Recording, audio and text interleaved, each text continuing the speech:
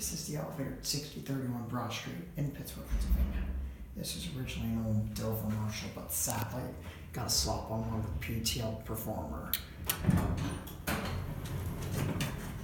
Old Dover Marshall logo. Go up to 2. Interior go up.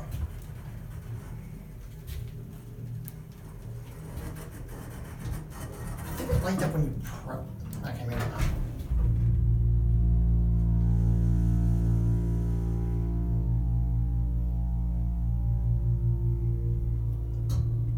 I don't think that motor is original. Here 2, go back down to 1.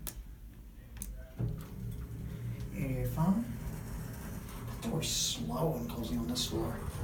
Basic figure room cab, I believe it's original. Sadly, the fixtures got replaced with PTL slap-on mod. I think everything else besides the motor is original though.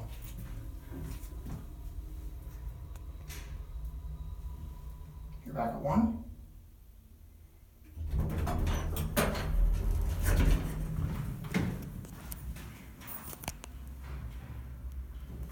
Am I in your way? What? Am I in your way? No, you're not. You're good.